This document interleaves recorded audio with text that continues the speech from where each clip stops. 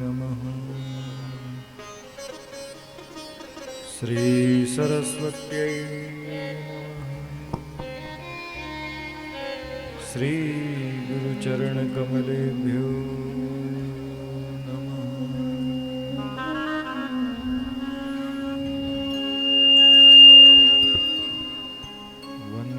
गजासं विघ्नेशं वीणापाणिं सुविद्युतं गौरीं श्रद्धामयीं चैव शिवं विश्वासरूपिणं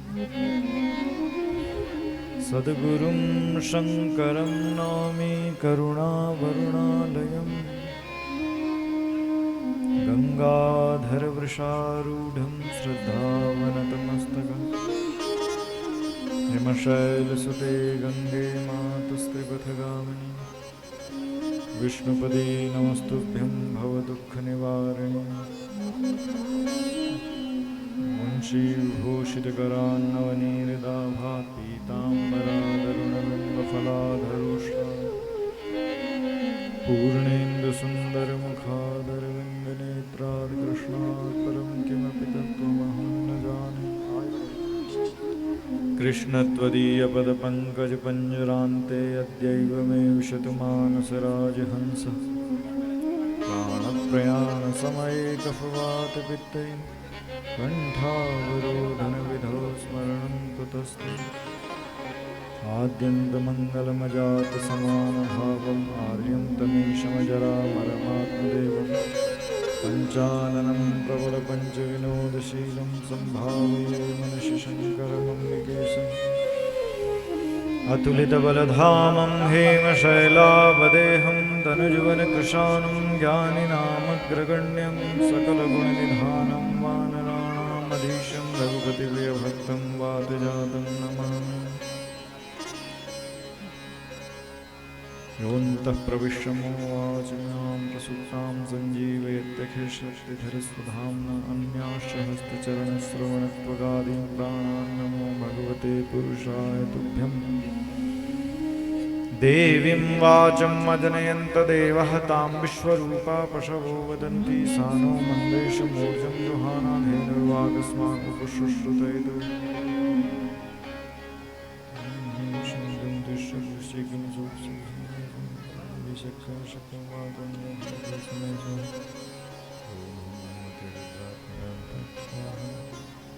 सरस्वती महाभागे विद्ये कमलोचने विश्वरूपी विशालाक्षि विद्याम्बे नमोस्तुते। नारायणं नमस्कृत्य नरं चैव नरोत्तमं देवीं सरस्वतीं व्यासं ततो जयमुदीरये। बोलो नागराज भगवान की जय, सिद्धेश्वर महादेव की जय, भैरवनाथ भगवान की जय, नरसिंह भगवान की जय, श्रीमद्भागवत महापुराण की जय, श्री कृष्णचंद्र भगवान की जय, सर्वदेव मई गो माता की जय, गंगा मैया की जय, यमुना मैया की जय, काशी विश्वनाथ की जय, बद्री विशाल भगवान की जय, इष्ट देवताओं की जय, कुल देवताओं की जय, ग्राम देवताओं की जय, स्थान देवताओं की जय, पितृदेवताओं की जय। ओम नमः पार्वती पते हर हर महादेव। गौ माता की जय। गौ माता राष्ट्र माता माँ। आइए भगवान नागराज की स्तुति के साथ हम आज की कथा का शुभारंभ करते हैं। गोविंद गोपाल कृपाल काना हमारी कुटिया प्रभु आहि जाना। लेना जरूरी प्रभु सुध हमारे प्रतीक्षा करेंगे हर क्षण तुम्हारी। अंतिम समय में जब प्राण जावे प्यारे कन्हैया तब आप आवे। तेरी दया का हमें है सहारा प्रभु आपने ही जीवन संवारा। चारों तरफ हो गायों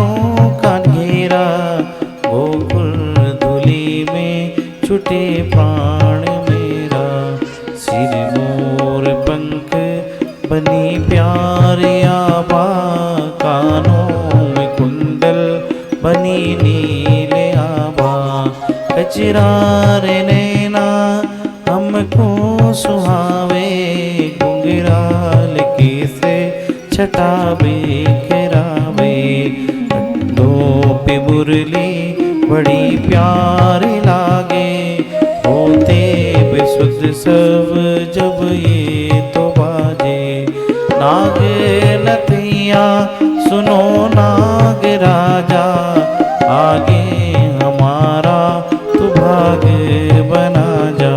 तुझे चाहते हैं हमेशा हृदय से, हमें है भरोसा रहेंगे ही मिलके। मर्जी है तेरी दर्श चाहे देना, अपने ही हाथों हमें परस लेना। गोविंद तुमसे कहा कुछ न जाता, गोपाल काहे बना है ये नाता। गोविंद गोपाल कृपाल काना, हमारे कुटिया प्रभु आहि जाना। हमारे कुटिया प्रभु आहि जाना, हमारी कुटिया प्रभु आहि जाना। हमारी कुटिया प्रभु आहि जाना, हमारे कुटिया प्रभु आहि जाना।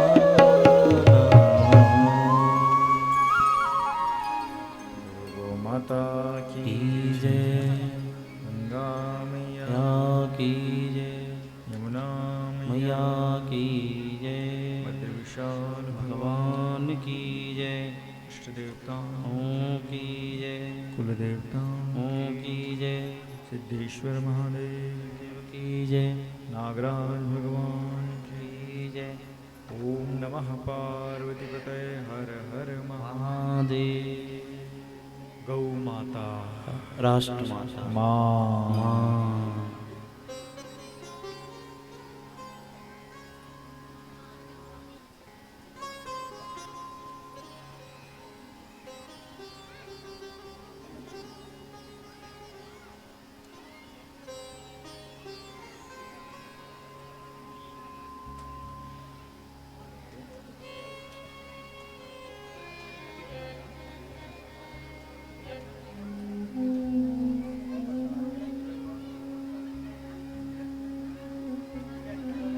परम आराध्या माँ भगवती गौ माता, परम पूज्य सद्गुरुदेव भगवान के श्री चरणों में कोटि कोटि नमन। दिव्य श्रीमद् भागवत महापुराण संहिता परम पूज्य सद्गुरुदेव भगवान के श्री चरणों में नमन करते हुए पूज्य संतवृंद, पूज्य विप्रवृंद, समुपस्थित श्रोता समाज, हम सभी लोगों को यहाँ परम सौभाग्य है श्रीमद् भागवत की कथा हमारे इस ग्राम में स्वर्गीय श्री मुस्याराम भट्ट जी और समस्त पितरों के मोक्षार्थ यह कथा यहाँ पर हो रही है। हमारी माता केदारी देवी जी और श्रीमती मृदुला देवी, श्रीमती बृहस्पति देवी,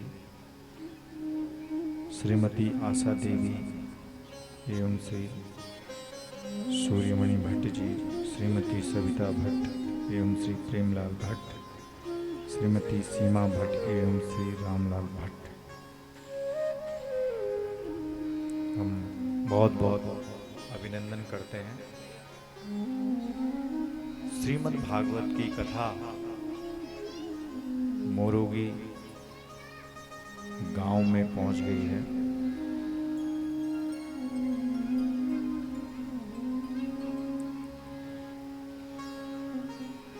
पट्टी दसगी, जिब्या कोढ़धार मुरोगी। वाह। और इस क्षेत्र में हमको तो ऐसा लगता है भगवान नागराजा सिद्धेश्वर महादेव की असीम अनुकंपा है। और हमारे आदरणीय सूर्यमणि भट्ट जी सबसे पहले चोपड़ धाम में पहुंचे और उन्होंने व्यासपीठ को निमंत्रण दिया। तो हमको लगता है कि भाई भगवान किसी न किसी के माध्यम से, जैसे हमारे एक बोल देने की खुद लगती, इंसानों को खुद लगे न लगे लेकिन भगवान को हमारी खुद जरूर लगती है, नहीं? तो हमको ऐसा लगता है कि जब किसी से एक अपनत्व हो जाता है, एक प्यार प्रेम हो जाता है, तो फिर वो उसके बगैर रह नहीं सकता।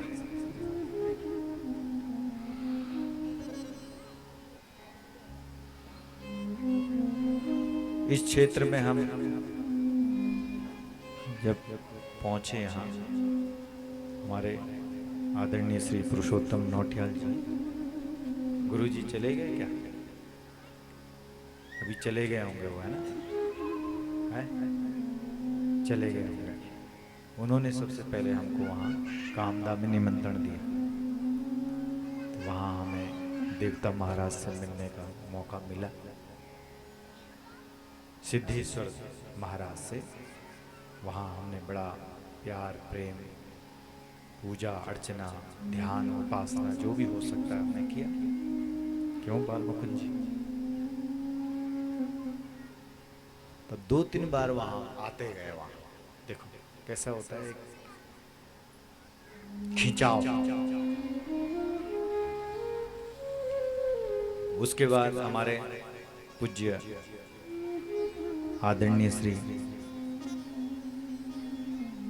नागराजा भगवान के जो उपासक हैं, पूज्य श्री भगवती प्रसाद चमोली जी, जो हमारे मूल स्तंभ हैं,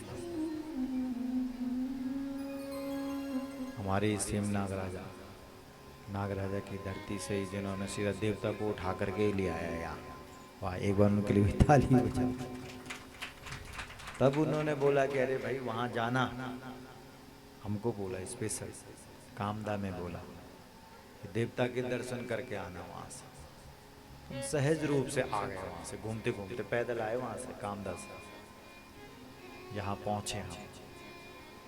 बड़ा अच्छा लगा हमको। जैसे ही हमने प्रणाम किया, कैसे कनेक्टिविटी रहती है वैसे तरंगों की। यही तो है, अगर देखा जाए तो तरंग है सब कुछ। काम अगर करती है तो तरंग करती है काम। इसलिए बोलते हैं हमारे यहाँ भावना। जो हम ये यहाँ पर पूजा कर रहे हैं, ये सब भावना ही तो है, श्रद्धा ही तो है। अगर श्रद्धा नहीं होगी तो फिर वो चीज लगती भी नहीं। तो श्रद्धा यानी तरंग, भावना बनती है व्यक्ति की। ये सुंदर सजा दिया तो अपने यहाँ भाव बन रहा है ना हमारा, हर किसी के प्रति। 33 करोड़ देवताओं को यहाँ पर स्थापित कर दिया। एक एक देवता को बुला रहे हैं मंत्रों के द्वारा, सम्मान कर रहे हैं। देवता महाराज बैठे यहाँ पर। ऐसे हमने भी बड़े भाव से प्रेम से देवता जी को प्रणाम किया यहाँ मंदिर में, ऊपर नागराजा का मंदिर है। वाह रे वाह। उसके बाद देखो आज हम यहाँ पर श्रीमद् भागवत की कथा करने के लिए पहुँच गए हैं नागराजा की कृपा से। इसका मतलब देवता पड़साधारी लो, हमारा एक नहीं बोल रहा, छंदी लो देवता पर पाण। नहीं तो ऐसा कहा गया है कि धीरे धीरे गंगा जी भी लुप्त हो जाएगी, देवता सब चले जाएंगे यहाँ से, तब नहीं आएंगे देवता यहाँ। बोला नहीं तो देवता पहले बोला यहाँ तुरंत खड़े होते थे, लेकिन धीरे धीरे भावना हमारी, श्रद्धा हमारी कम होने लगी। धीरे धीरे धीरे धीरे कलयुग बोला चरम सीमा पर जब आएगा तो फिर कोई देवता सब भाग जाएंगे यहाँ से।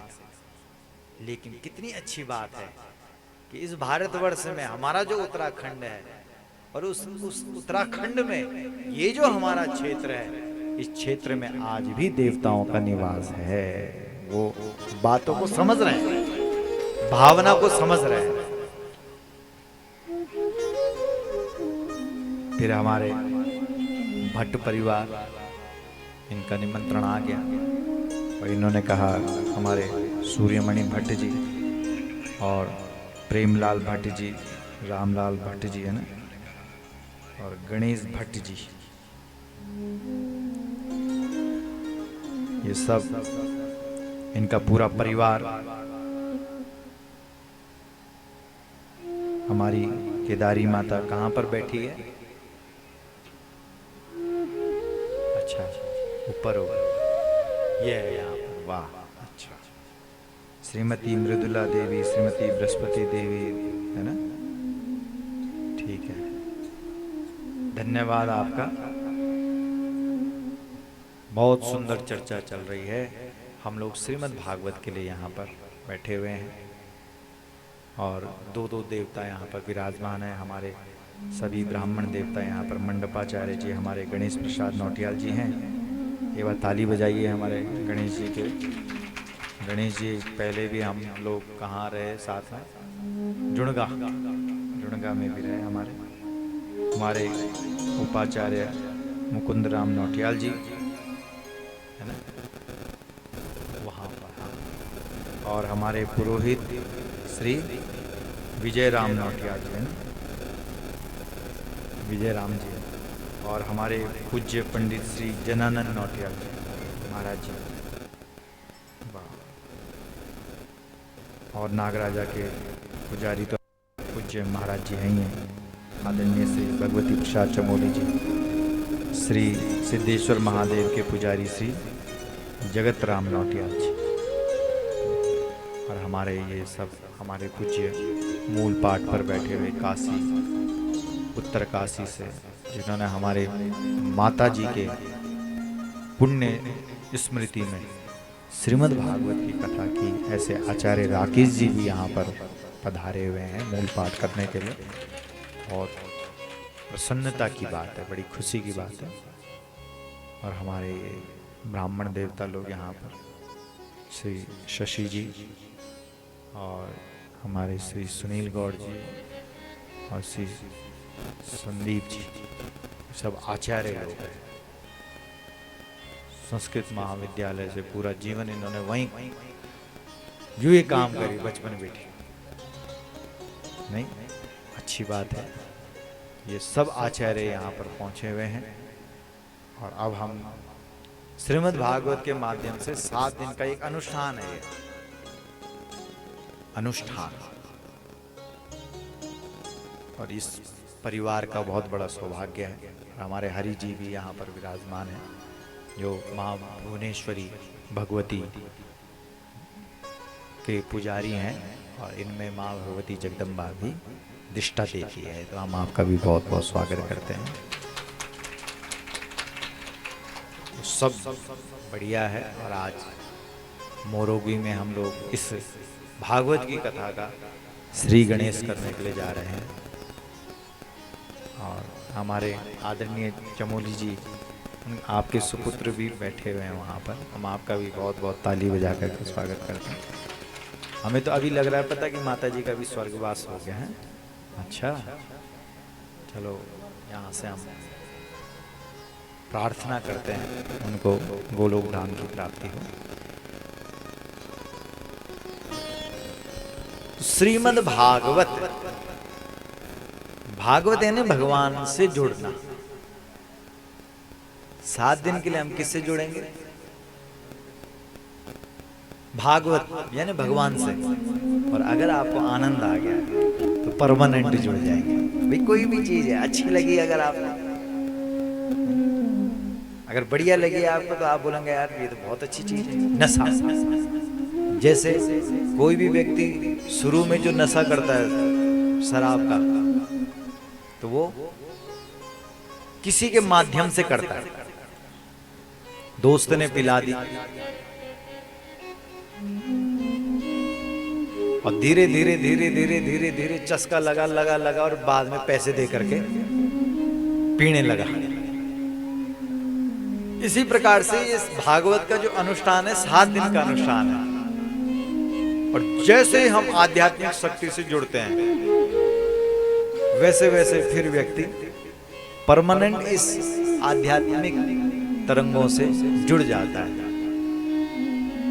इतनी जबरदस्त शक्ति है श्रीमद् भागवत में। हम तो देख रहे हैं, हम लोग कांगड़ा गए कथा में, वो माता जी आई सीधा व्यासपीठ पर, बोला मुझे वचन दे। हमने कहा किस चीज का वचन? बोला तुझे हर साल हमारे इस हिमाचल प्रदेश में कथा करने के लिए आना पड़ेगा। बोलो कितना अंदर से भावना जगी उस माता की। भाव भी तो होता है, तो शक्ति तो बहुत है, लेकिन जिस व्यक्ति को अनुभव हो गया इसका, बस अनुभव वाली बात है। हमको जितना लगा ना, जैसे ब्रह्म सत्यम जगन मिथ्या, प्रथम जो भागवत का श्लोक है वो बोलता है कि सच्चिदानंद रूपाय विश्वोत्पत्त्यादि हेतवे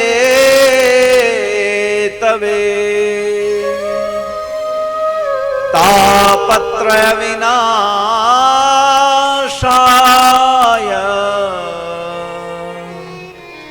श्री कृष्णाय वयं नुमः। श्री कृष्णाय वयं नुमः। श्री कृष्णाय वयं नुमः।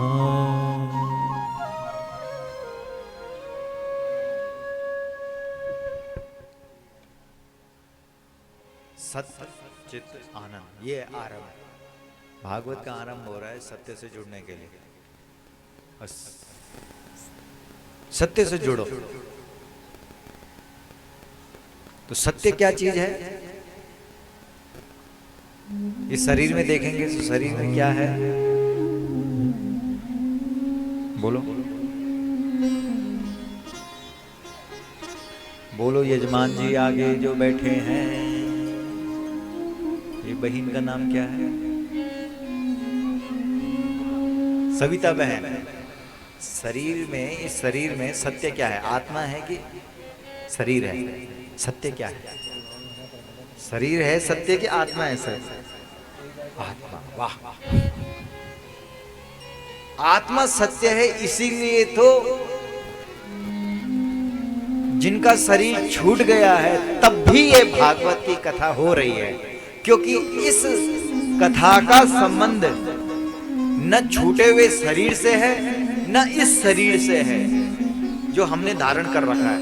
इस शरीर से इस भागवत का कोई लेना देना नहीं है। अगर कथा का संबंध अगर है तो वो आत्मा से है। इसलिए ये जो भागवत की कथा है ये आनंद देगी आपको। लेकिन किसको आनंद आएगा? आत्मा को। समझ गए आप? तो अगर आपकी आत्मा को आनंद आ गया तो समझ लो पितरों की आत्मा को भी आनंद आ गया। कनेक्टिविटी है ना, एक दूसरे से जुड़ी हुई है। हमारे माध्यम से तो पहुंचेगा वहां तक। कोई मरता थोड़ी है, सब एक दूसरे से जुड़े हुए हैं।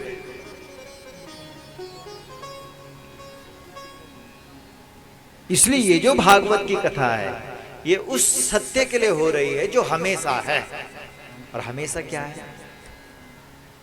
आत्मा है। शरीर आज है कल नहीं है।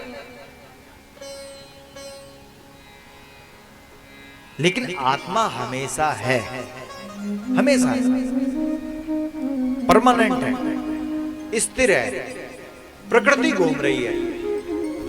प्रकृति आपने सुना होगा या पढ़ा होगा, बचपन में सभी को पता है कि धरती क्या है, गोल है, घूम रही है ना, मतलब बदल रही है। प्रकृति क्या कर बदल रही है, लेकिन जो बीच का जो बिंदु है वह स्थिर है, वो हमेशा है। जहां पर वो टिकी हुई है उसी को बोलते हैं हमारे यहाँ ब्रह्म। ब्रह्म वो ब्रह्म है, वो स्थिर है, वो एक है। लेकिन धरती घूम रही है, दिन भी हो रहा है, रात भी हो रहा है, सुबह भी हो रही है, शाम भी हो रही है। वाह जी। लेकिन आत्मा हमेशा अजर और अमर है। बोलो गौ माता की जय। तो सत्य चित चेतन और आनंद, एक बार जब आप उस आत्म स्वरूप से जुड़ जाएंगे तो आपको आनंद मिल जाएगा, आप सुखी हो जाएंगे, आप प्रसन्न हो जाएंगे। तो ये जो कथा यहाँ पर आ रखी है, ये आत्मा से जुड़ने के लिए आ रखी है। और 7 दिन का अनुष्ठान यहां पर जो आ रखे हैं, केवल आत्मा से जुड़ने के लिए आ रखे हैं, उसका अनुभव करने के लिए आ रखे हैं हम। बस जब आप आत्मा से जुड़ जाएंगे, यानी आप जब अंतर्मुखी हो जाएंगे, तब आपको उस परम पिता परमात्मा का साक्षात्कार होना शुरू हो जाएगा। जीव और ब्रह्म, परमात्मा और जीवात्मा। हम जीवात्मा क्यों हैं? क्योंकि हम बंधे हुए हैं। और परमात्मा क्यों है? क्योंकि वो बंधन से मुक्त है। बस इतनी सी तो बात है। अरे आत्मा की तो जरूरत दोनों को है ना। परमात्मा के साथ भी कौन सा शब्द है? आत्मा। परमात्मा मतलब बिना आत्मा के परमात्मा भी नहीं है। और हम क्या है? सूर्यमणि जी। और हम जीवात्मा। इसका मतलब हम भी बिना आत्मा के नहीं है। लेकिन वो परमात्मा हो गए और हम जीवात्मा हो गए। चक्कर कहां पर पड़ा?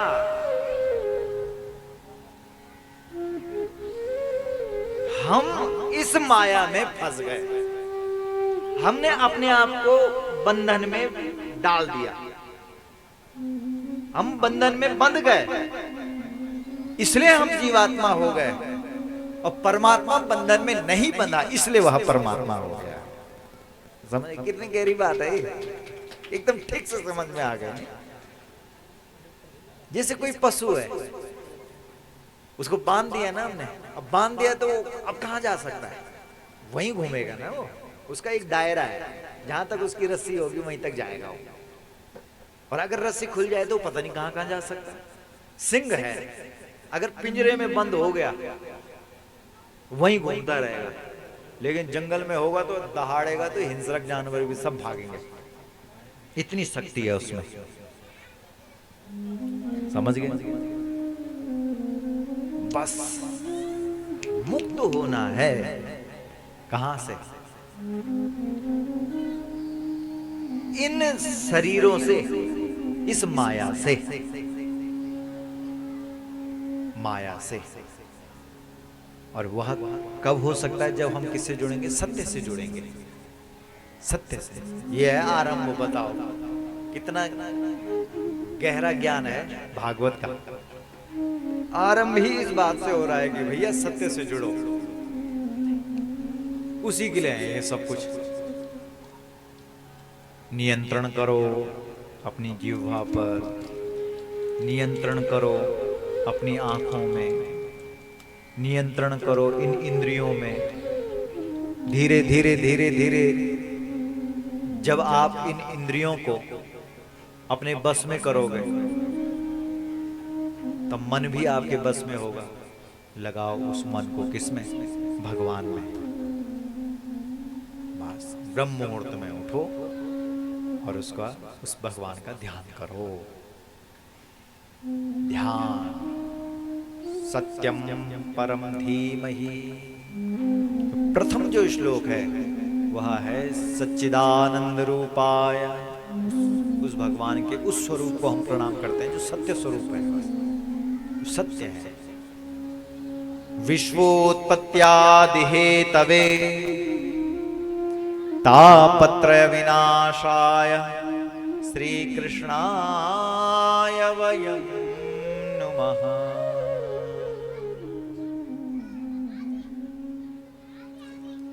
जितने भी दुख हैं, 3 ताप हैं, आदि व्याधि उपाधि, कैसा भी दुख क्यों नहीं हो, वो तब तक है जब तक हम शरीर से जुड़े हुए। और जिस दिन हम आत्मा से जुड़ गए उस दिन कोई भी दुख नहीं। राम जी के लिए कोई दुख ही नहीं है। राम जी को बोला गया कि भाई आपको 14 साल का वनवास, एक दिन पहले बोलते हैं कि आपको अयोध्या का राज, और अगले दिन बोला कि 14 साल का वनवास। राम जी की मां बोलती है कि राम आपको तो वनवास हो गया है।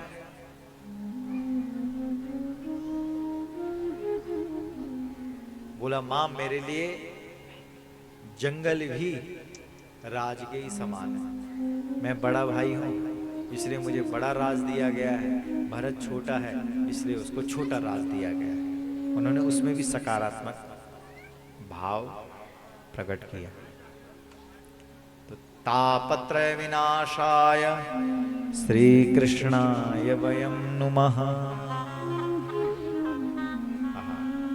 श्री कृष्णाय वयं नुमः। हम सब लोग उस भगवान को प्रणाम करें। हम सब मिल करके, पूरा परिवार। यह है भागवत की जो पोथी है। इस पोथी को लाने के लिए आपके पूरे परिवार को इकट्ठा होना पड़ेगा। अगर आपको इसका क्या बोल रहा हमारा गढ़वाल में कि जस देखणो, अगर सुन रहे हैं आप, जमीन जायदाद में अलग हो सकते हैं, आप खेत खलियान में अलग हो सकते हैं, आप दुकान मकान में अलग हो सकते हैं, लेकिन अगर आपको श्रीमद् भागवत की कथा को अपने घर में बुलाना है तब आपको पूरे परिवार को इकट्ठा होकर के भगवान को प्रणाम करना पड़ेगा। जब आप इकट्ठे हो जाएंगे फिर श्रीमद् भागवत अपना असर दिखाएगा। इसमें इतनी शक्ति है, इतनी ताकत है, ये तब अपना असर दिखाएगा। ठीक है। दूसरा श्लोक,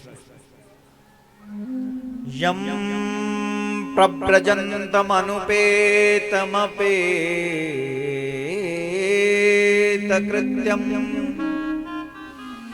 द्वैपायनो विरह कातर्या जुहाव।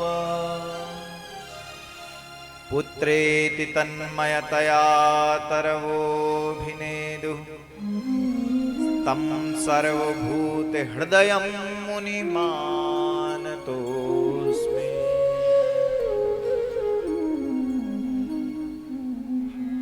दूसरा श्लोक प्रणाम किया किसको? सुखदेव महाराज को, जो व्यास जी के पुत्र हैं।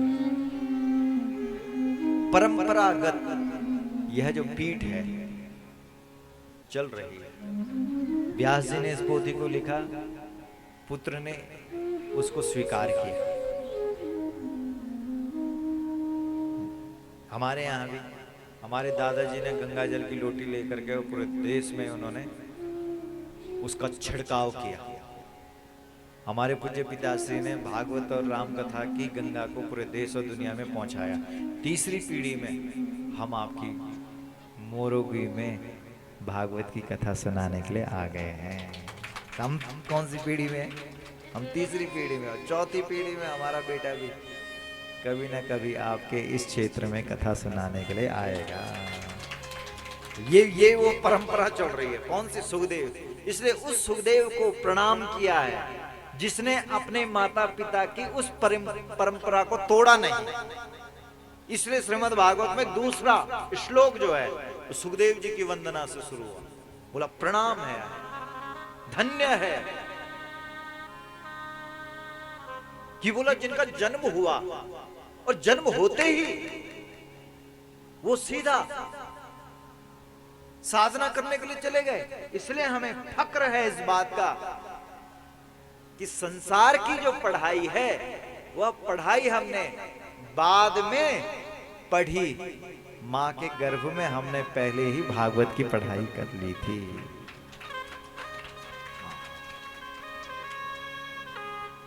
इसलिए सबसे ज्यादा असर अगर किसी पढ़ाई का होता है तो गर्भ में होता है, गर्भगत ज्ञान। ऐसा कौन सा ज्ञान है जो असर करेगा? वो है जो जीवन भर असर करेगा, वो है मां के गर्भ में मिला हुआ ज्ञान। अभिमन्यु ने मां के गर्भ में ही तो लिया था वो ज्ञान। इसलिए सबसे ज्यादा लोग तो यही सोचते रहते हैं कि कौन से स्कूल में पढ़ाएंगे हम, कौन से विश्वविद्यालय में डालेंगे हम अपने बच्चों को, कहां कहां जाएगा हमारा बच्चा पढ़ने के लिए। लेकिन मूल जो है वह है मां का गर्भ। अगर उस समय बच्चे को मां के द्वारा सही संस्कार और सही शिक्षा मिल गई तो वह जो ज्ञान है जीवन भर काम आएगा उसका। हाँ, इसलिए सुखदेव महाराज मां के गर्भ में जब थे 12 साल तक रहे हो, और स्वयं भगवान शंकर के अवतार हैं सुखदेव। और व्यास जी सुनाते ही रहते हैं उनको। 12 साल लग गए उनको मां के गर्भ से बाहर निकलने में, और जब बाहर निकले तो फिर सीधा निकले।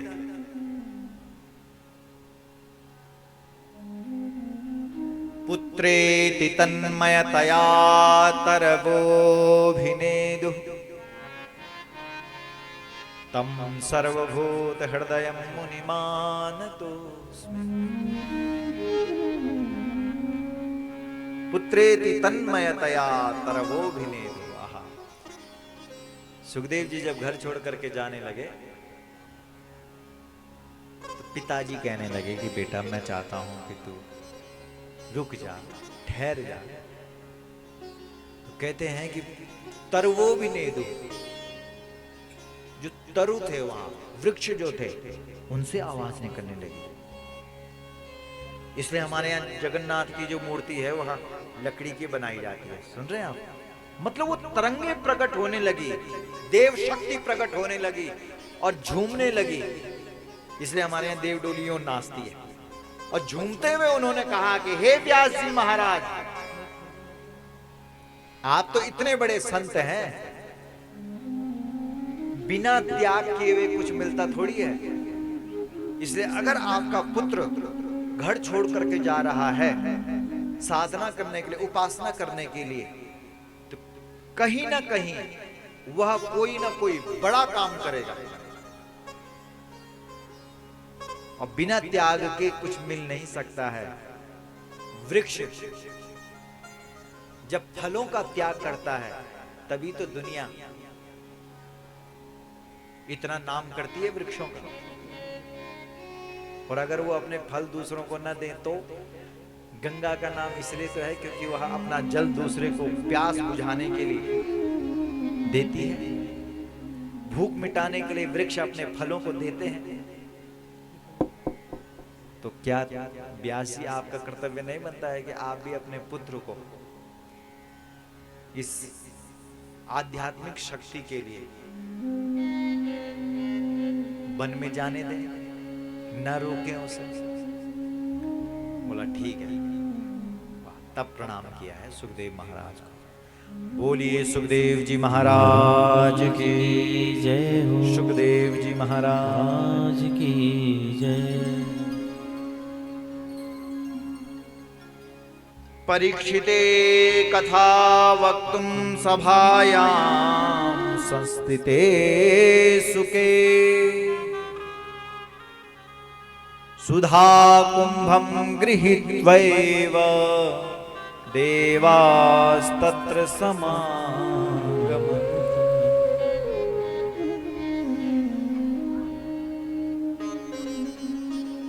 जैसे ही सुना कि भाई भागवत की कथा हो रही है, पहले ही दिन स्वर्ग के सारे देवी देवता पहुंच गए। देवी देवता सब तरसते रहते हैं कि कहाँ कथा होगी। तो परीक्षित सामने बैठा हुआ है, सुखदेव जी व्यास पीठ पर बैठे हैं। देवताओं ने कहा महाराज हम अपना अमृत देना चाहते हैं, और इस अमृत से अगर परीक्षित को अपनी उम्र बढ़ानी है तो वो इस अमृत को पी ले, लेकिन हमको श्रीमद् भागवत की कथा सुनने दे। सुखदेव जी महाराज ने कहा यहां तुम्हारी जरूरत नहीं है, यहां तो मैं अपने शिष्य परीक्षित को मुक्ति के लिए इस कथा को सुना रहा हूं। एकदा हि विशालायां चत्वारहर्षयो मलः सत्संगार्थं समायात ददृशुस्तत्र नारदम्। तब कथा क्रम को आगे बढ़ाते हुए तब कहां पहुंचते हैं सिरा बद्री विशाल। वहां सनक सनंदन सनातन और सनत कुमार बैठे हुए हैं, आनंद ले रहे हैं। नारद जी पर नजर पड़ी, अरे नारद जी आप भी यहाँ पहुंचे हुए? बोला हाँ। क्या जरूरत पड़ी यहाँ आने की? बोला मैंने सोचा कि मैं भी घूमूं उस धरती को जिस धरती में राम और कृष्ण का जन्म हुआ है। लेकिन बोला अब कलयुग का इतना असर हो गया है। बोला क्या असर हुआ? सत्यम नास्ति तपः शौचम दया दानम न विद्यते उदरम भरिणो जीवा वराकाकूट भाषिणः। सत्यम नास्ति, कलयुग में सत्य देखने को नहीं मिलेगा। लोग छोटी छोटी बातों में झूठ बोलेंगे। हमारे आदरणीय सूर्यमणि भट्ट जी ने और या फिर हमारे आदरणीय पुरुषोत्तम जी ने, किसने बोला कि एकदम फिट टाइम पर पहुंच गए गुरु जी आप, जितना आपने बोला था। क्योंकि जब जब ये फोन कर रहे थे तब तक जहां जहां हम थे वहां वहां हम बता रहे थे भाई अभी हम यहाँ पहुंच गए, अभी हम यहाँ पहुंच गए, अभी हम चिन्यारी सौड़ पहुंच गए, अभी हम यहाँ पहुंच गए। और जितने समय में हमने यहाँ पहुंचना था उतने समय में हम यहाँ पहुंचे। अब हम झूठ क्यों बोले भाई? जहां हम थे वहीं पता है ना।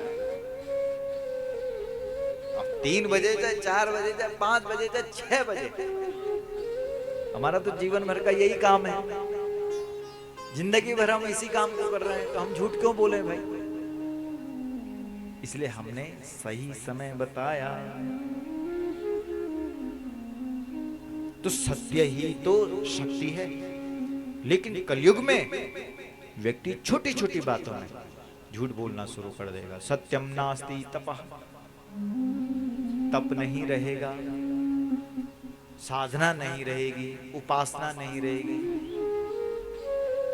इसलिए साधना भी जरूरी है। 7 दिन सब लोग ब्रह्म मुहूर्त में उठना शुरू करो, फिर देखो आप रात को जल्दी सो जाओ 9 बजे और सुबह 3 बजे उठ जाओ। आहा, आनंद आ जाएगा। देखो तो सही क्या आध्यात्मिक शक्तियां। सत्यम नास्ति तपः, तप नहीं रहा बोला कलयुग में। शौचम, पवित्रता भी नहीं रही। दया, दया भी नहीं रही। दानम, दान भी नहीं रहा। उदरम भरिणो जीवा वराकाकूट भाषिण।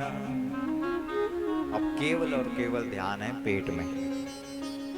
ये भागवत में लिखा है कि लोगों का ध्यान बस यही रहेगा, उदर भरई सोई धर्म सिखावे। भाई कैसे पेट भरा जाए, मतलब अरे भाई प्रारब्ध को भी तो कुछ समझ ले। भाई तेरे बच्चों को जो प्रारब्ध में लिखा होगा वो उसको मिलेगा, और हमें जो मिला हुआ है उसको खर्च कर। गड़बड़ कहां पर हो रही है? हमने तो कई लोगों को ऐसा देख रखा है जो स्कूल में पढ़ने में इतने कमजोर थे और आज करोड़ों रुपए, करोड़पति बने हुए हैं। हमारे आदरणीय सूर्यमणि भट्ट जी को ही देखो, वो बोल रहे थे, बोला जब से गुरुजी के पैर हमारे घर में पड़े गुरुजी, उसके बाद मेरा तुरंत कॉल लेटर आ गया और मेरी सीधा जॉब ऐसी लगी कि आज चंडीगढ़ में। वाह वाह, नहीं तो पहले यही घूम रहे थे।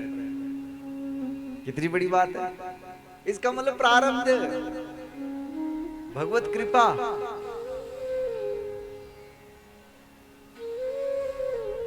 बच्चों को शिक्षा दो,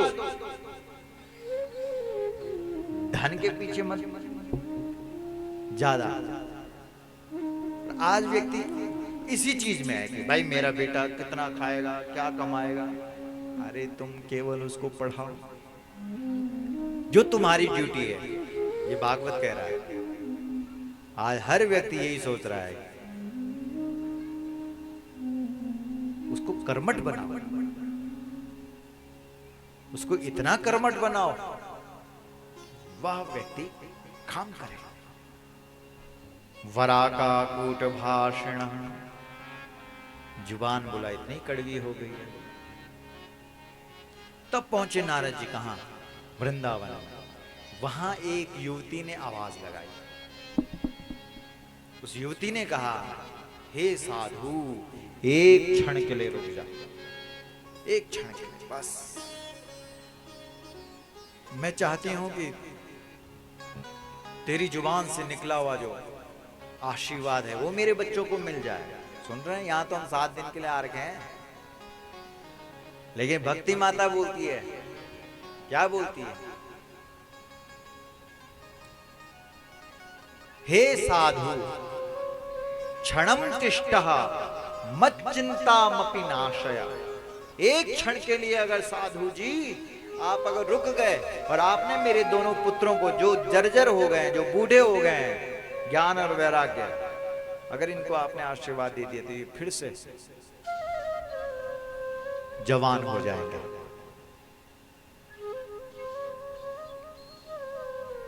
तो नारद जी ने कहा, आप कौन है? बोला मैं भक्ति माता हूं। अच्छा माता प्रणाम, आप भक्ति हैं? बोला वृंदावन में भक्ति तो है, लेकिन मेरे पुत्र यहां जीर्ण शीर्ण हो गए, ढल गए। नारद जी ने फिर वेद वेदांत घोषस्य गीता पाठे मुहु मुहु, गीता पाठ किया, वेद पाठ किया।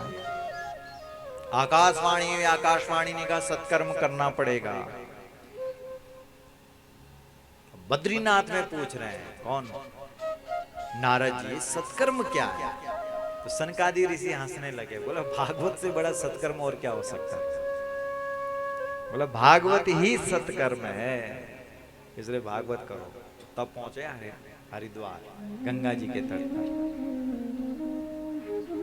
तब लगा वहां टेंट, तब लगा साउंड, तब आए सारे के सारे ऋषि मुनि सब पहुंचे वहां। तब हुई कथा। तब सबसे पहले महात्म्य सुनाया है आत्मदेव का, आप सभी लोग जानते हैं। आत्मदेव बहुत अच्छा ब्राह्मण है, कर्मकांड में निष्णांत है, लेकिन खुद की उसकी संतान नहीं।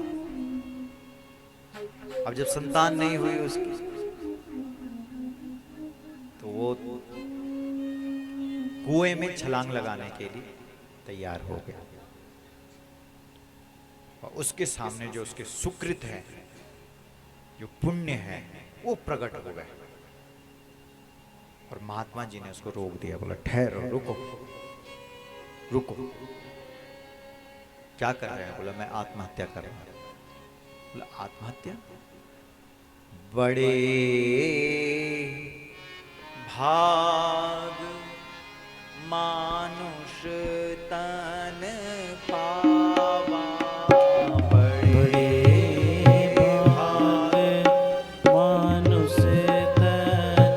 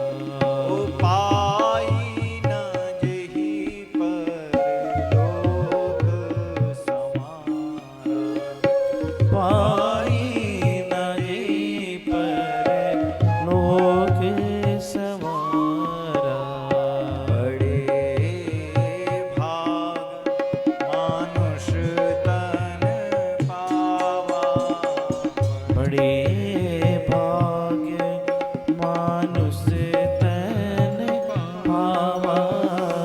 सुर दुर्लभ सद ग्रंथ निगावा।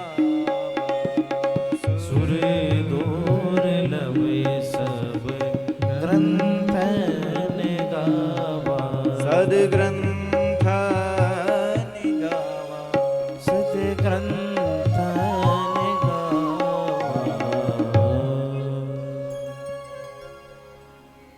महात्मा जी ने कहा कि मनुष्य जीवन जो है ये आत्महत्या के लिए नहीं, आत्मोद्धार करने के लिए मिला है। आत्मा की कभी हत्या थोड़ी होती है। हत्या तो उसने की जो पुनरपि जननम पुनरपि मरणम पुनरपि जननी जठरे शयनम यह संसारे खलु दुस्तारे कृपया पाहि पाहि मुरारे। बार बार जन्म होना ही तो आत्मोद्धार के लिए मिला है मनुष्य जीवन। इसलिए इस मनुष्य जीवन को किस चीज में लगा दे? आत्मा के उद्धार में लगा दे। उसकी बात समझ में नहीं आई। उसने कहा देख महाराज अगर कुछ कर सकता है कृपा तो कर, नहीं तो मैं मरता हूँ। महात्मा जी ने कहा ले फिर। झोली से निकाला फल और वो दे दिया। बोला जा अब तेरे हाथ में है। अगर तेरी पत्नी ने खा लिया तो तेरी संतान हो जाएगी। उसने कहा खिलाने का तो काम मेरा है। गया वो दौड़ करके, लेकिन देखो ना किस्मत भी क्या थी उसकी। भागता वो भागता, पत्नी बड़ी खुश हुई, लगता है कि किसी बड़े यजमान के यहाँ से आ रहा है। अरे बोला क्या लाया है? बोला फल लाया। बोला फल तेरा कपाल पर मारना फल। क्या करूं मैं इस फल का? अरे बोला खा इसको, क्या होगा इससे? बोला हमारी संतान होगी, संतान होगी। और उसने गुस्से में आकर के उस फल को सीधा अंदर रख दिया अलमारी में। बोला खा लूंगी। धुंधली है ना, धुंधली यानी कुबुद्धि। जिसको आध्यात्मिक चर्चा, आध्यात्मिक ज्ञान अच्छा न लगता हो, वही तो है धुंधली, वही तो कुबुद्धि। अगर मनुष्य जीवन में अगर हमने आध्यात्मिक शक्तियां ग्रहण नहीं की तो बोलो 84 लाख योनियों में भटक रहे हैं ना। कभी कुत्ता, कभी बिल्ली, कभी कुकर, कभी सूकर, कभी पता नहीं क्या क्या बन बन करके बोलो। लेकिन अगर हम लोगों ने मनुष्य जीवन में अगर इस बात को समझ लिया तो समझो कि कल्याण हो गया। लेकिन धुंधली जैसे लोगों की समझ में नहीं आती बात। कितना बढ़िया अवसर था उसके पास, महात्मा का आशीर्वाद मिल गया था। कहां से होनी थी संतान जब फल ही नहीं खाया? तब आया उसको बहुत दिनों बाद याद, तब निकाला उसने उस फल। तब सोचने लगी कि क्या करूं मैं इसका। आंगन में बंधी हुई जो गाय थी उसको खिला दिया। ये अच्छा कर दिया। गाय माता ने उसको उस फल को खा लिया और उस फल के परिणाम गौ माता ने गोकर्ण को जन्म दे दिया। गाय के गर्भ से गोकर्ण बेटा पैदा हो गया, जिसके कान हैं गाय जैसे, शरीर है मनुष्य जैसे। गाय का बेटा पैदा हो गया। अब वो माता सोचने लगी, कौन? धुंधली। इसका मतलब मैं खाती उस फल को तो मेरा भी बेटा होना था। ओहो। तब गई अपनी बहन के पास, बोला तेरे तो बहुत बच्चे हैं, अब की बार जो बच्चा होगा वो मुझे दे देना ना, मैं तुझे उसके बदले कुछ पैसे दे दूंगा। सांठ गांठ हो गई। तब लाई रातों रात अपनी बहन का बच्चा और तब कहा कि भाई मेरा भी बच्चा होगा। आत्मदेव बड़ा खुश हुआ, उसने भी अपने घर में खूब बड़ा उत्सव मनाया। अब दोनों बड़े होने लगे। एक गाय का बच्चा है जिसने गाय का दूध पी करके जो बड़ा हो रहा है। संस्कार है ना, दूध में है ना, गाय माता की एक खास बात होती है, गाय माता के थन में दूध कब निकलता है? जब वो क्या देखती है? अपने बच्चे को देखती है।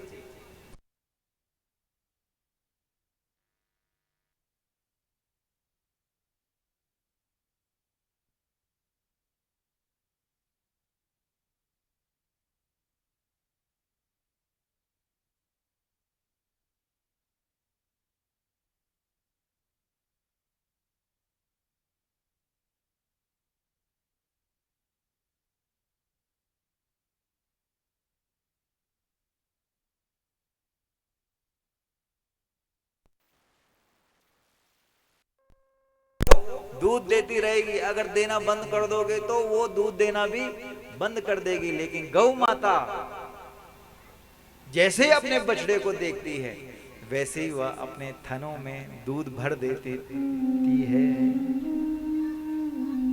प्रकट कर देती है। जो उस गाय को जितना प्यार करेगा उसके पास उतनी शक्ति आ जाती है। इसलिए हर व्यक्ति को गाय का क्या पीना चाहिए? जोर से बोलो, दूध। बोलो गौ माता की जय।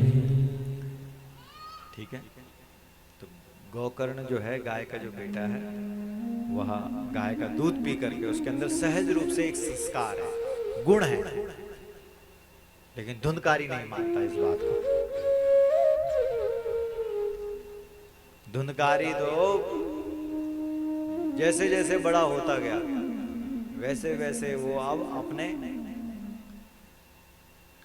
दुष्टता में उतर गया, और कभी माँ का गला पकड़ता है, कभी बाप का गला पकड़ता है।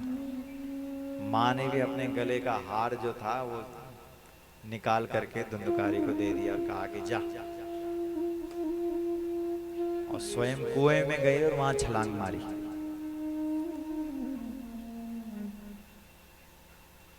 अब आत्मदेव का गला पकड़ा, आत्मदेव ने भी जो भी कुछ संपत्ति थी वो सब दे दी, तब गया घर छोड़ करके।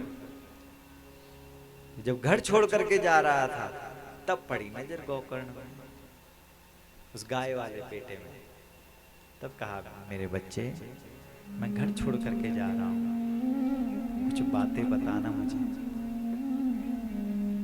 बेटे से पूछ रहे हैं। ज्ञान कहीं भी हो, किसी से भी मिल जाए, ले लेना चाहिए। बेटा कहता है, भागवत में बड़े अच्छे श्लोक, देहे स्थिमांसुरुधिरे भिमतिं त्यजत्वं जाया सुतादिषु सदा ममतां विमुञ्च पश्यानिशं जगदिदं क्षणभङ्गनिष्ठम्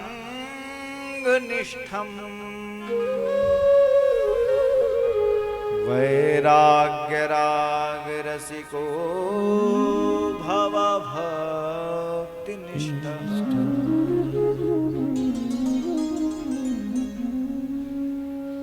धर्मं भजस्व सततं त्यज लोक धर्मान्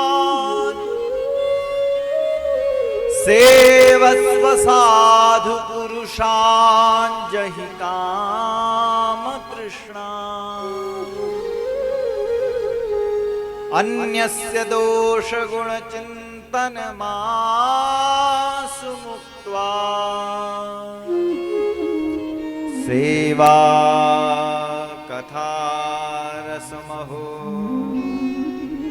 नितरां पिबत्वम् सेवा कथा रसमहो नितरां पिबत्वम्।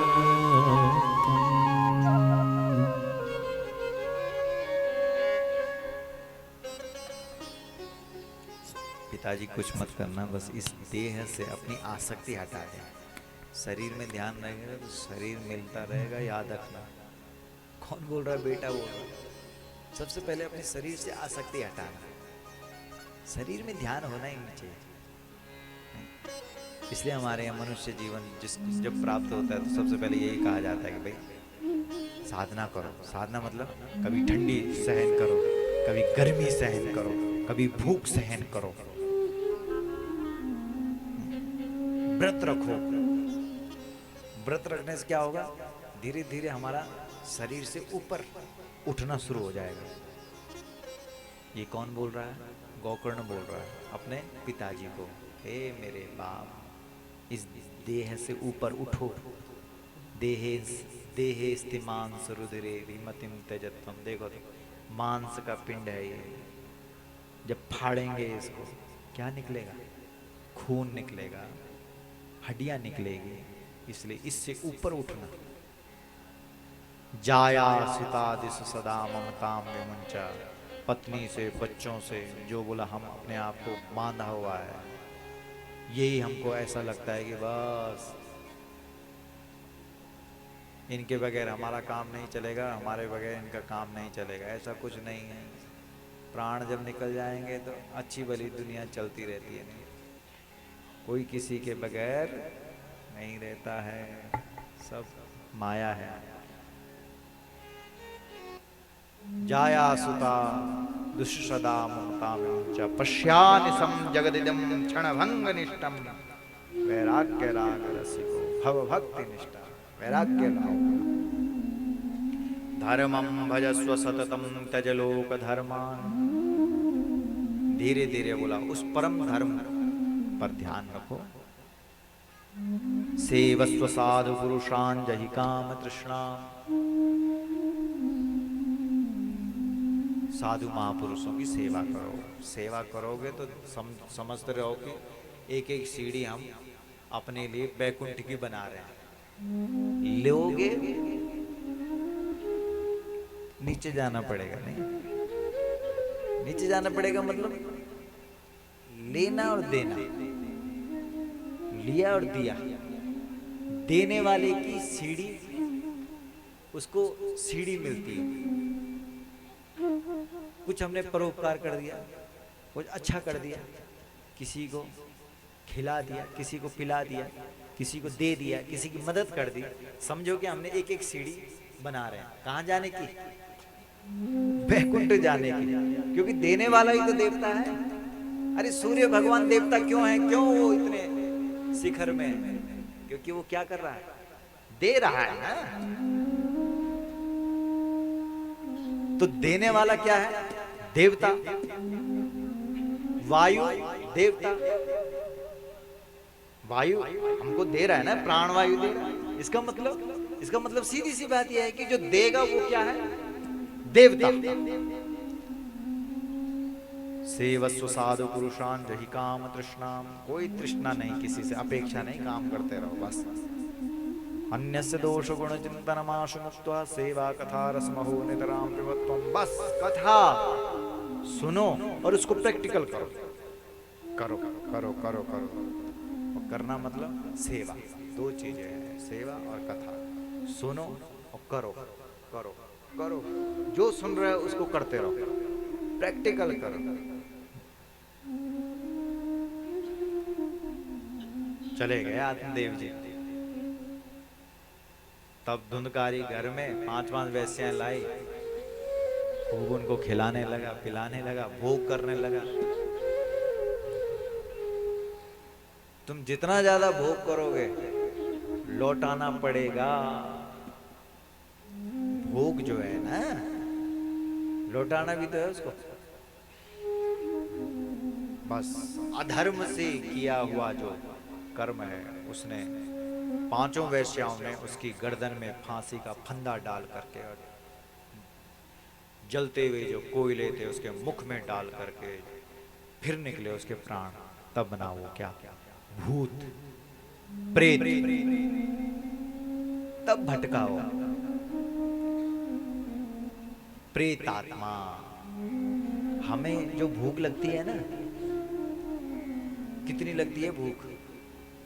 24 घंटे में जब आप कुछ नहीं खाते हैं तो कितनी भूख लगती है। फिर हम उस भोजन डालते हैं, उससे 1000 गुना ज्यादा भूख लगती है प्रेत को, फिर भी वो कुछ खा नहीं पाता, कुछ पी नहीं पाता, ऐसे ही तड़पता रहता है।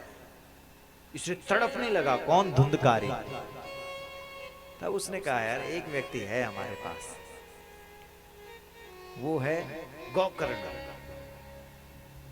अगर वो मेरा कल्याण कर दे तो समझो कि मैं बच सकता हूं। इसका मतलब परिवार में एक व्यक्ति ऐसा भी चाहिए जो धर्म कर्म वाला हो, उसी पर रहती है सबकी नजर। एक व्यक्ति हमारे परिवार में ऐसा जरूर चाहिए जो सुबह 3 बजे उठ करके और घंटी बजाए, शंख बजाए। और कई जगह तो ससुर जी बेचारा वह जाना घंडोल बजाओ और बुआरी कनोड़ पर उंगली डाल देनी। देखिए कितनी बड़ी बात है ये, कि वो जो प्रेत है धुंधकारी, उसकी नजर किस पर पड़ी? गोकर्ण पर पड़ी। और उसने कहा यार हमारे परिवार में एक व्यक्ति ऐसा है जो धर्म कर्म करने वाला है, वो मेरी मुक्ति कर सकता है।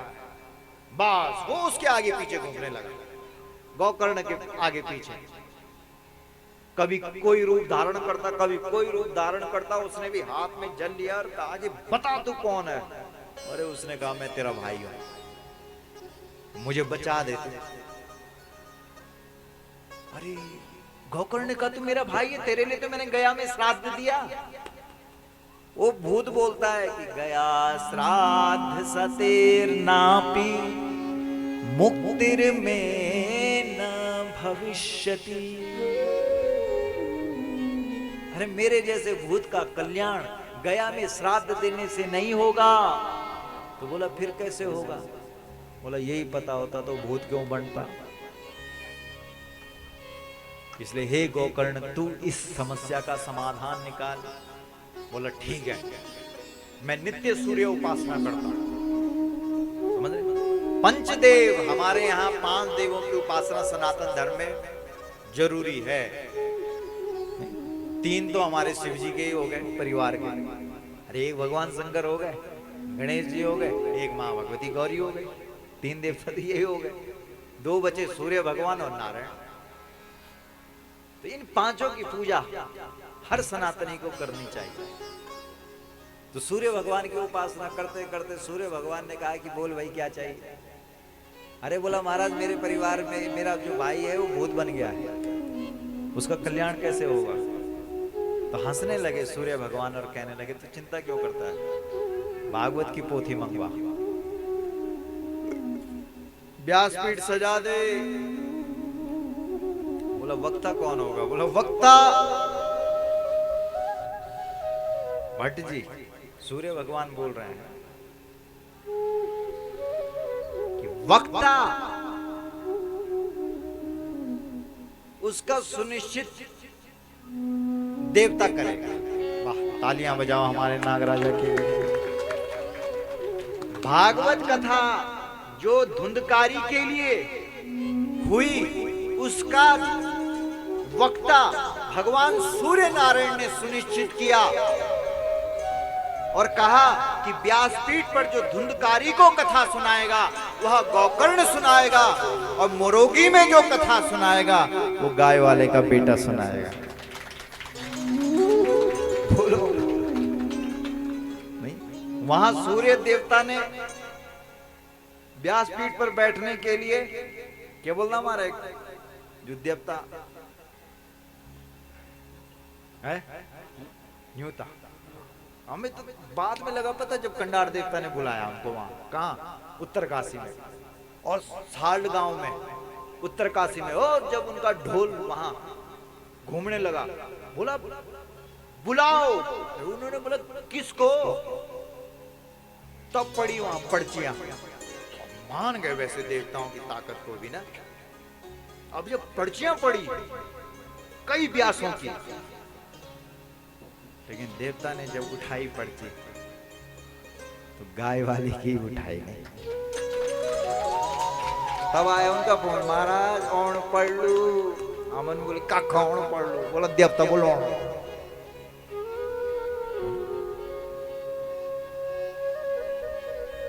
इसलिए पितरों की जो कथा है उसमें देवता सुनिश्चित करते हैं कि कौन व्यासपीठ पर बैठेगा। इसलिए धुंधकारी जो प्रेत बन गया है यानी पितर बन गया है, उनकी कथा सुनाने के लिए सूर्य देवता ने, सूर्य भगवान ने गोकर्ण को सुनिश्चित किया और कहा कि हे गोकर्ण, तुझे व्यासपीठ पर बैठना पड़ेगा। और सूर्य नारायण का आदेश का पालन करना पड़ा और गोकर्ण व्यासपीठ पर बैठ गए। और जब गोकर्ण व्यासपीठ पर बैठ गए यानी गाय का बेटा जब कथा सुनाने लगा तो धुंधकारी का कल्याण हो गया, मुक्त हो गया। बोलिए गोकर्ण महाराज की जय। वाह, नहीं इसका मतलब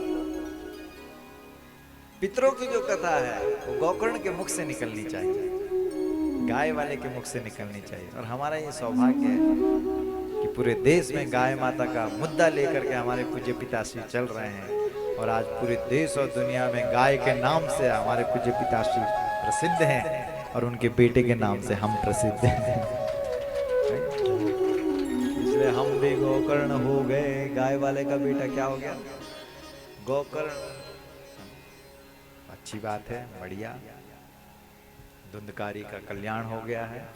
7 दिन 7 रात तक ऐसी दिव्य कथा चली कि एक एक गांठ फटी बांस की। यानी बांस का मतलब होता है बंस। उस बांस में सब अपने आप पितर सब पहुंच गए, सबका कल्याण होता है। और फिर सभी गांव वालों ने, सबने फिर से बोला कि भाई एक बार फिर से होनी चाहिए कथा। फिर उसमें भक्ति, नारायण भगवान, ज्ञान, वैराग्य सब पहुंचे। सब प्रसन्नता के साथ सबने उस कथा का श्रवण किया। तब इस कथा का जो महात्म्य है बताया गया है कि भाई इसको एक अनुष्ठान के रूप में आप लें। और ब्रह्मचर्य मध सुक्ति पत्रावल्याम च भोजनम। ब्रह्मचर्य मतलब ब्रह्म का चिंतन करना 7 दिन तक।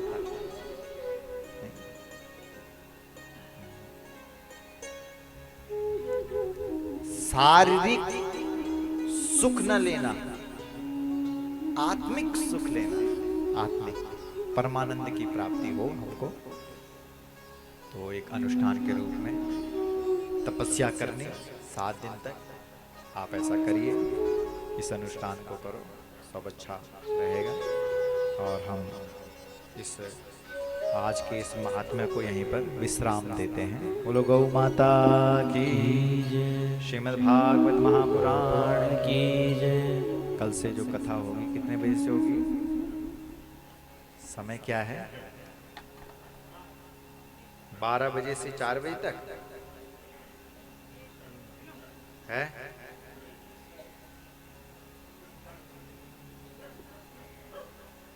कथा कितने बजे से शुरू होगी? 12 बजे से।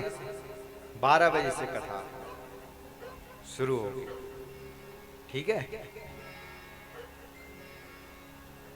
ना? हाँ 3:30 4 वो कोई बात नहीं, तो हो जाएगा ना, ठीक है ना? 12 बजे से शुरू कर देंगे और 3:30 4 बजे तक सब लोग पहुंच जाएं। और सबको फ़ोन करके दूरभाष के माध्यम से सबको फ़ोन करो इस क्षेत्र में, हमको भी अच्छा लगेगा। 2-4 मन के रला आगाड़ी बैठे हैं, है ना, फ़ोन फान के माध्यम से। और हमें अच्छी बात है, इसलिए हम आते इसलिए हैं क्योंकि जब यजमान परिवार का भाव देखते हैं। हमारे सूर्यमणि भट्ट जी, इनका अति प्रेम है हमारे पूज्य पिताश्री से।